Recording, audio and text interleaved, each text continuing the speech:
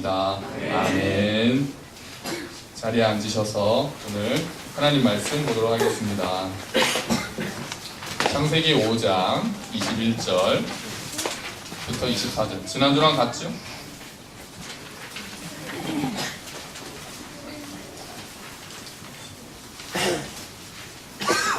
창세기 5장 21절부터 24절까지 말씀.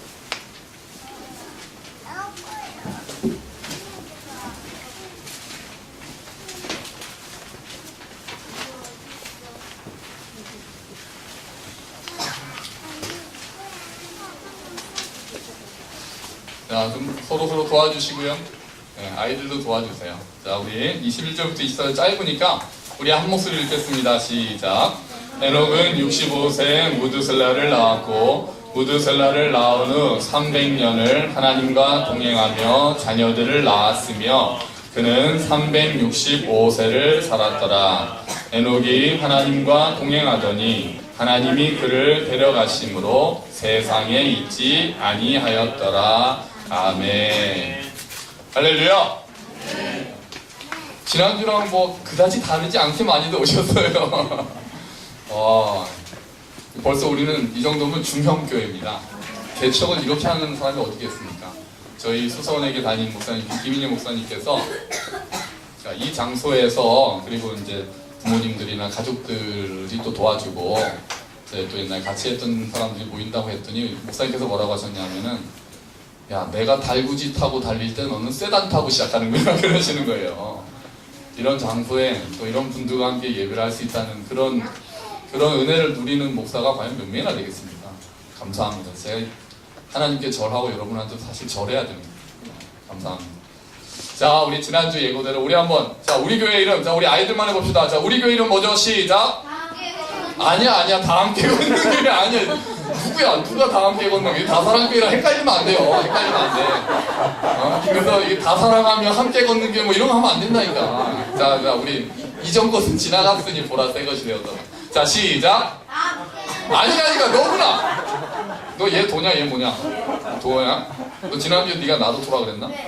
지난주에 도움이 되더니 오늘 그렇게 지금 딱 봤나?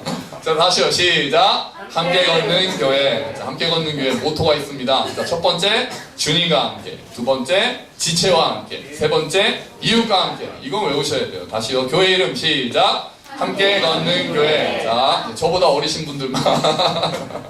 자, 모토 첫 번째. 두 번째. 세 번째. 네, 그렇습니다. 이건 잊지 마시고.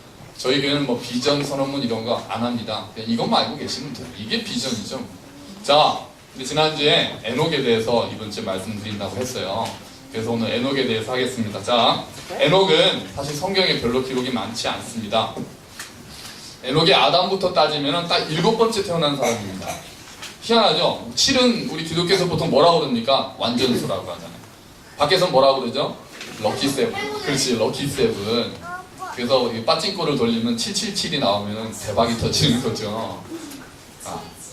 그래서 7번째 에녹에 대해서 성경이 이렇게 좀 다른 얘기를 했다는 것이 사실은 또 조금 신기하기도 합니다. 자, 그런데 우리 에녹을 볼 때 에녹이 보니까 우리가 에녹에 대해서 뭐라고 하나요? 에녹은 하나님과 뭘 했다? 동행했다. 여기서 이제 동행이라는 말이 중요하죠. 동행이라는 말은 히브리 원어로 할라크라고 합니다. 뜻이 뭐냐면 걷는다는 뜻이에요. 산책한다는 뜻입니다. 자, 그러면 자 이제 생각해 보자고요. 저는 성경을 읽을 때 진짜 그런가 좀 저는 목사인데도 그런 생각을 좀 많이 해서 보세요. 하나님이 에녹하고 같이 뭐 했다고요? 동행이라고 하면 좀 우리가 좀 너무 있어 보이니까 그냥 뭐 했다고요? 걸었다고. 또 뭐 했다고요? 산책했다니까요. 하나님하고. 진짜 하셨을까요? 아닐까? 너 하나님하고 산책해 본 적이 있어? 아니요. 그러니까 에녹은 하나님하고 산책했다고 성경이 나옵니다. 진짜 산책을 했을까요? 하나님하고? 근데 신기한 게 여러분 창세기 앞에 보시면 아담이 선악과를 딱 따먹습니다. 아담이 선악과를 따먹고 숨어있는데 아담이 뭐를 듣는지 아십니까? 창세기 3장 8절에 하나님이 동산에 거니시는 소리를 듣고 숨습니다. 어라? 하나님이 뭐 하셨다고요? 동산을 거니시는 소리를 듣고 숨었다고요. 하나님이 평소에 동산을 뭐 하신 겁니까? 에덴 동산을 걸어 다녔다니까요. 희한하죠? 상상이 안 되지 않습니까? 하나님이 진짜로 산책을 하신 것 같아요. 성경의 표현은. 그래서 이거를 진짜로 걸어 다니셨다고 믿는 사람들이 있고, 에이 그냥 표현을 그렇게 한 거지 이렇게 생각하는 사람들이 있어요. 뭐가 진짜인지는 모르겠습니다. 뭐 그거야 뭐 하나님한테 여쭤봐야 알죠. 근데 아담이 하나님의 소리를 듣고, 전에는 그러면은 이제 이게 성경에 없는 얘기를 추측하면, 전에는 하나님이 동산에 거니시는 소리를 들으면 하나님이다! 그러고 막 갔을지도 모르고, 야 하나님이 오셨어, 야 또 빨리 산책하자 그랬을지도 몰라요. 근데 그때는 선악과를 따먹고는 하나님이 나타났다 싶으니까 숨는 거죠. 자, 아이들도 그러잖아요. 뭔가 자기가 좀 잘한 거 있으면 엄마 일로 와보세요, 아빠 좀 한번 봐주려. 근데 어느 순간 슬슬 피하면 뭔가 분명히 잘못한 게 아담이 그랬다. 그러니까 에녹이 하나님과 동행했다고 하면 진짜로 하나님과 걸어 다녔을지 아니면 그냥 그렇게 생생하게 표현했을지는 잘 모르겠습니다. 근데 그거에 대해서 이제 그 헬라어 성경이라고 해서 2000년 전에 어떤 사람들은 뭐라고 이걸 번역했냐면, 에녹은 하나님을 기쁘시게 했다 이렇게 표현했습니다. 그러니까 이들이 생각할 때는 에이 진짜로 걸었던 건 아니고 그냥 시적으로 표현한 거고, 에녹은 하나님을 기쁘시게 했을 거야 이렇게 얘기를 하는 거죠. 그래서 히브리서가 나오는 겁니다. 우리 히브리서를 가보도록 하겠습니다. 히브리서 11장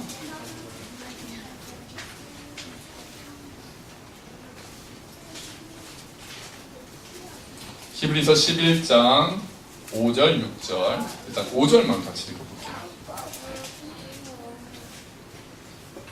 자, 히브리서 11장 5절, 자 우리 같이 읽도록 하겠습니다. 시작. 믿음으로 에녹은 죽음을 보지 않고 옮겨졌으니 하나님이 그를 옮기심으로 다시 보이지 아니하였느니라. 그는 옮겨지기 전에 하나님을 기쁘시게 하는 자라 하는 증거를 받았느니라. 아멘. 그러니까 에녹은 그 2000년 전에 에녹이 하나님과 걸었다는 것은 하나님을 기쁘시게 했다라는 뜻으로 번역을 했다고 그랬잖아요. 그러니까 이 사람도 그거에 영향을 받은 거예요. 그래서 에녹은 하나님을 기쁘시게 하는 삶이었다. 그거를 동행했다는 거랑 같이 봅니다. 자, 그러면 자 이제 우리가 논리적으로 연결이 되는 거예요. 우리가 하나님과 함께 걷겠다라고 하는 게 진짜 하나님 손잡고 걷겠다는 게 아닌 거죠. 그러면은 우리가 그거를 다시 말을 바꾸면 어떻게 하겠다는 겁니다. 어떻게 하는 겁니까? 하나님을 기쁘시게 하겠다 이 뜻이 되는 거예요. 우리가 하나님과 동행하겠다라고 하는 뜻이 진짜 하나님이 오셔가지고 이게 손잡고 걷는 게 아니라면, 이제 우리가 하나님을 기쁘시게 하는 교회가 되겠다, 하나님을 기쁘시게 하는 삶이 되겠다, 이런 표현이 되는 거죠. 자, 그러면 또 문제가 나오죠. 그러면 하나님을 기쁘시게 하려면 어떻게 해야 되는데? 딱 이게 바로 이제 튀어나오는 거예요. 하나님을 그러면 어떻게 하면 하나님이 기뻐하시지? 그 힌트가 바로 6절에 있는 겁니다. 히브리서 11장 6절. 자, 같이 읽어볼까요? 시작. 믿음이 없이는 하나님을 기쁘시게 하지 못하나니. 여기까지요. 하나님을 기쁘시게 하려고 그러면 그 뭐가 있어야 된다? 믿음이 있어야 된다. 자, 우리 다시 봅시다. 하나님과 동행했다는 것은 다시 표현하면 하나님을 기쁘시게 했다. 그럼 어떻게 하면 우리가 하나님을 기쁘시게 할까? 그러려면 뭐가 있어야 된다? 믿음이 있어야 된다.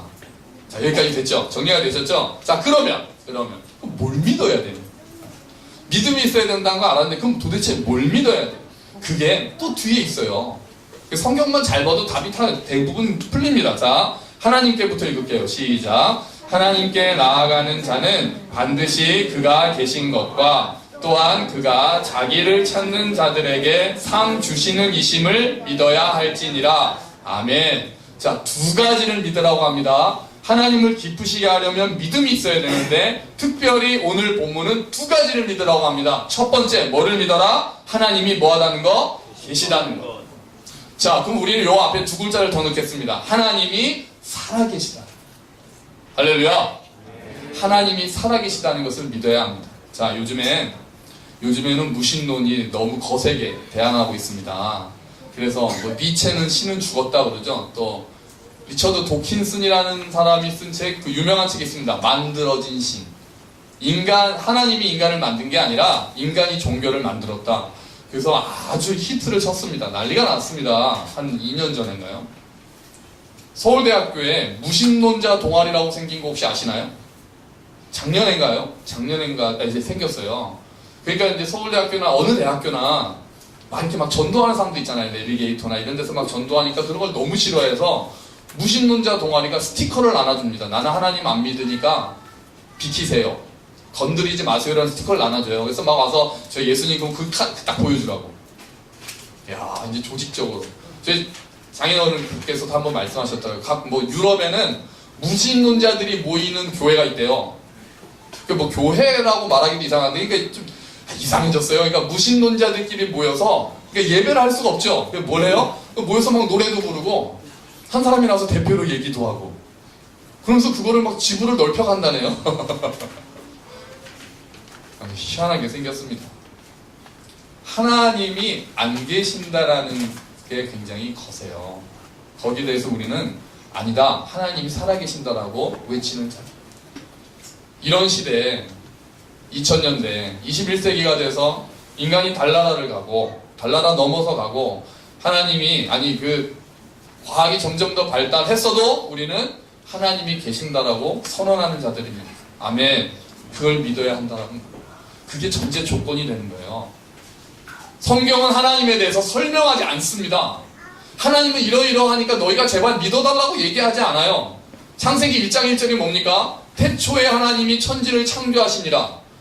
뭐 몇 년 전에 하나님이 어떠시고 이거 얘기 안 합니다. 그냥 선포하는 거예요. 복음은요, 설득하는 게 한계가 있어요. 논리적으로 이러하니까 하나님 계시지 않냐?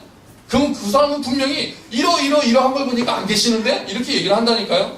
말싸움을 해가지고는 도대체 될 수가 없습니다. 결국은 평행선을 달리게 돼 있어요. 어쩔 수 없습니다. 그래서 믿음도 선물이라고 하는 거예요. 믿음도 선물이 믿어지는 게 이상하죠. 제가 목사 된 게 이상한 거죠. 여러분이 이 자리에 여기 앉아 계신 게 신기한 거예요. 사실 안 믿는 게 당연해요. 믿는 게 이상한 겁니다. 지금 시대는. 그 이상한 취급을 받으시면 내가 제대로 살고 있거든 그렇게 생각하시면 돼요. 그렇게 생각하시면 돼요. 그런데 사실은 더 좀 골치는 경우가 있어요. 그냥 대놓고 무신론자들은 교회 밖에 있죠. 요 안에 무신론자가 있습니다. 방금 표정이 뜨끔하신 분들 계시는데 아니 여기서 뭐 신이 없다 이런 무신론자가 아니라요. 이거 좀 더 어려워요. 하나님이 계신다라고 고백도 하고 예배도 하고 기도도 하고 헌금도 하고 봉사도 하는데 실제로는 하나님이 안 계신 것처럼 사는 경우가 많아요. 하나님이 교회 안에만 계신 거예요. 이론적으로는 유신론자인데 삶에서 실천적으로는 무신론자로 사는 사람이 왜 이렇게 많습니까? 예를 들어볼까요? 이 구체적으로 예를 들면 상당히 위험한 발언이 되기 때문에 뭉뚱그려서 예를 든다면 일단은 뭐겠어요? 하나님이 계신다라고 생각하지 않고 죄를 반복해서 짓는 사람이에요. 일단 그렇죠. 하나님이 진짜 보고 계시고 하나님이 살아계시고 내 일거수를 보고 있다라고 생각하면 그렇게 죄를 반복적으로 실수를 하니까요. 계속 똑같은 죄를 반복적으로 지을 수는 없는 거 아니겠습니까? 하나님이 안 계신다고 진짜 솔직히는 안 계신다고 생각하거나 아니면 만만하게 보거나 둘 중에 하나겠죠. 근데 또 있어요. 어떤 경우는 뭐냐면 너무 자기 앞가림을 잘하는 사람. 제가 이거 조금 가려서 들으셔야 하는데 저는요. 너무 자기 앞가림을 계획을 잘 짜는 사람은 저 사람한테는 믿음이 있을까라고 생각하는 경우가 있습니다. 이거는 정도니까 말씀드리는 거예요. 물론 계획해야 되고 해야 되는데요. 예를 들면 그러니까 너무 우리가 대부분 그래요. 진짜 하나님이 우리의 삶을 책임져 주신다고 믿으시나요? 보통 이때는 아멘 많이 하시는데 솔직히 그 말을 듣고 나니까 못 하시겠죠? 저는 보험을 들어야 되느냐 마느냐까지 고민을 했었어요. 내가 보험을 드는 게 맞나? 하나님이 살아계시다고 하는데 내가 보험을 드는 게 맞나? 이게 저는 갈등이 됐다니까요. 내가 뭐를 믿는 거지? 내가 결국은 하나님이 내 인생을 책임지지 못한다라고 아버지가 죽었는데 1억을 받았습니다. 이런 광고 막 나오잖아요. 보험 들어놓으면 갑자기 막 담대해지고 막 그러시잖아요. 그러면 하나님보다 보험이 더 센 거죠. 그러지 않습니까? 아기가 아프면 병원 가는 게 맞습니까? 아니면 기도하는 게 맞습니까? 이게 사실 병원 가는 게 맞죠. 그런데 우리가 너무 하나님이 특별하게 역사하신다는 생각은 이제 거의 안 하는 게 많습니다. 자, 예전에는 하나님이 뭐든지 다 책임져 주신다라고 하면서 살면서 무책임한 신앙이 너무 많았습니다. 이게 잘못된 거예요. 잘못된 거. 근데 지금은 자기 생활을 너무 열심히 하면서 하나님이 계시다는 생각은 주일날 설교 들을 때만 저건 그냥 목사님이니까 하는 소리지, 아이고 목사님 직장 다녀보세요, 그렇게 해가지고 사업이 되는, 이런 생각하는 사람들이 이제 훨씬 많습니다. 이제 이게 가운데로 와야죠. 이쪽 잘못됐어요. 이쪽 잘못됐어요. 그래가지고 뭐 가족 팽개치고, 이건 잘못된 신앙, 잘못 뺀 거예요. 근데 이거가 잘못됐다라고 생각하면서 많은 사람들이 이제 일로 와버렸어요. 하나님은 헌금을 받고 그냥 기도는 해요. 근데 진짜로 이루어질 건 별로 안 믿어요. 진짜로 이루어질 건 별로 안 믿어요. 우리 대부분 그렇지 않나요? 솔직히 이쪽이신 분들은 별로 안 계시죠 지금. 우리는 대부분 이제 이쪽으로 삽니다. 살면서 실천적으로 무신론자들이 되고 있어요. 진짜 하나님이 지금도 나를 사랑하시고 나에게 관심이 있으시다라는 거를 아멘은 하는데 사실은 행동을 보면은 이제 모험을 안 합니다. 아주 안정적으로 내 삶을 꾸려가야 되죠. 그리고 또 어떤 경우인지 아십니까? 무지무지 낙심해 있는 경우도 실천적으로는 무신론자예요. 고난이 왔어요. 예를 들면 사랑하는 가족이 아프다고 생각해 보세요. 하나님이 어디 계셔요? 할 수 있죠. 할 수 있어요. 저도 그러니까. 저도 현우 그때 심장이 할 때 제가 막 하나님한테 막 도대체 이게 뭡니까? 막 그랬거든요. 이제 돌고래 소녀가 시작한 거예요. 지난주에 너무 조용해서 얼마나 고마웠다고요. 자, 그런데 그렇게 하는 건 괜찮은데 그게 계속해서 바닥에 깔아앉아 있으면 하나님이 계시다고 믿는 걸까요? 안 믿는 거죠. 이 고난에도 뭔가 하나님의 뜻이 있고 내가 다 이해할 수 없지만 내가 다 설명할 수도 없지만 뭔가 이걸 통해서 하실 일이 있을 거다라고 생각하고 다시 일어서는 사람이 진짜 하나님을 믿는 사람이죠. 그러지 않고 해가지고 그냥 팍 깔아앉아 있기만 하면은 진짜 하나님이 계신다고 너는 믿느냐? 라고 얘기하고 싶을 때가 있는 거예요. 그렇게 대놓고 못하죠. 위로해야죠. 물론 위로하고 격려하고 하는데 너무 거기서 헤어나지 못하면 하나님이 계신다라고 사실 안 믿는 경우가 있는 거예요. 하나님이 계신다라는 것을 믿어야 된다라고 그러죠. 그 믿음이 생각보다 쉽지가 않습니다. 우리가 다 약해요. 우리가 다 약하다. 저도 보험 들었어요. 그 사촌형이 와서 들긴 했는데요. 어쩔 수 없었어요. 그리고 그 사촌형은 또 보험을 안 해요. 또 꼭 그러지 않아요? 누구 친척 때문에 들고 나면은 또 딴 거 하지 않습니까? 그러면서 늘 갈등해요. 이렇게 하는 게 과연 나는 하나님이 계시다는 걸 정말 믿고 있는 걸까? 뭐 우리 애들 뭐 해가지고 공부 어떻게 해가지고 뭐 대학교 가서 해가지고 뭐 삼성 같은데 그럼 나는 정말 이 땅을 하나님이 통치하신다는 걸 믿는 걸까? 뭐 보험을 해가지고 누가 죽으면 뭐 이렇게 나는 정말 하나님이 살아계신다는 것을 믿는 걸까? 그 갈등을 늘 한다니까요. 목사도 여러분 하셔야 됩니다. 그냥 생각 없이 모든 것들을 계획대로 내가 생각한 계획대로 하나씩 우리 애들에 대한 계획을 하나씩 다 세워놓고 하나님 도장 찍어주십시오라고 얘기하는 사람은 하나님이 계시다는 것을 실천적으로 안 믿는 거예요. 안 믿는 겁니다. 하나님이 개입하실 여지를 전혀 주지 않는 사람이 하나님의 말씀에 따라서 믿음의 모험을 내딛지 않는 사람이 네 아비 친척 본토 그 친척의 집을 떠나서 가라는 그 명령을 아브라함이 떠났잖아요. 안정된 삶을 버리고 떠났잖아요. 예수를 만난 제자들은 배와 그물과 아버지까지 버려두고 떠났잖아요. 근데 지금 이제 그런 믿음의 걸음을 걷는 사람이 과연 우리 중에 몇 명이나 있습니까? 별로 없어요. 제가 또 말씀드릴게요. 이렇게 다 하자는 거 아니라고 제가 말씀드렸어요. 다 버리고 그냥 우리가 다 팔고 그런 건 아니라고 분명히 말씀드렸어요. 오해하실까봐. 그런데 우리는 이쪽으로 오려고 애를 써야 되는 시대가 된 거예요. 여러분은. 예? 헌금 어느 정도 하는 게 좋을까요? 누가 인터넷에 올린 거 봤어요. 아깝다 생각하는 정도. 이야, 절묘한 대답 아닙니까? 여러분 힘에 지나도록 물론 헌금을 교회가 잘 써야 되는데 어려운 사람이 보면 내가 아깝다고 생각되는 정도를 그 사람을 위해서 쓸 수 있어야 되는 게 하나님을 믿는 사람의 삶인 거예요. 어렵죠. 신앙생활이 어렵습니다. 어렵죠. 자, 이 얘기는 또 나중에 하고요. 자, 두 번째는 하나님이 계시다는 것을 믿는 걸로 안 끝나고 하나님이 자기를 찾는 자들에게 상 주신다라는 걸 믿으라는 거예요. 자, 그럼 이게 어떤 말입니까? 하나님이 멀리 해놓고 딱 천지창조 지어놓고 자 이제 니네 어떻게 하나 보자 이런 분이 아니라는 거예요. 하나님은 이제 자기를 누군가가 찾기를 원한다는 거예요. 자기를 막 찾고, 그러니까 하나님이 이제는 우리랑 관계를 맺기를 원하신다는 거예요. 그럼 하나님이 주시는 상이 뭘까요? 저희 애들은 항상 제가 뭐 해라 얘기하면은 아빠 그러면 게임 20분 하게 해주세요. 이게 상입니다. 제일 큰 상이. 아빠 핸드폰 게임 20분 하게 해주세요. 뭐 보나서 지난주에 제 동생이 그 아이들이 지난주에 너무 예배 잘 드렸잖아요. 그래서 이제 식당에서 예모 얘도는 아빠가 오늘 너무 잘 있었으니까 상을 줄게. 이걸 또 저희 아들들이 들었어요. 그러면서 예모 얘도요 상 받는다는데, 그래서 아빠는 안 줘. 그래 아빠도 너희 잘했으니까 상 줄게. 그랬더니 아빠 상은 핸드폰 게임 10분만 더 하면 이게 상이었어요. 굉장히 싸죠. 그냥 10분만 그러니까 별로 안 시키니까. 하나님이 주시는 상은 뭘까요? 마음의 평안? 만사 형통? 응? 천국 가기? 네, 맞죠. 다 맞죠. 재물이요? 맞죠. 하나님 사랑하는 사람이 하나님이 재물을 부어주시기도 합니다. 성공이요? 네, 부어주시기도 해요. 근데 하나님이 주시는 최고의 선물은 뭘까요? 하나님이세요. 하나님이 주시는 최고의 선물은 하나님이시라고. 하나님 자신을 주시는 게 최고의 상입니다. 그걸 어디서 보여주셨어요? 예수님께서 이 땅에 오신 걸로 보여주신 거죠. 예수님께서 십자가에 못 박혀 죽으신 걸로 보여주시는 거죠. 우리는 하나님한테 선물을 달라고 그러는데 하나님이 이렇게 말씀하시는 거예요. 나를 주마. 이렇게 말씀하시는 거예요. 그게 최고의 상인 거죠.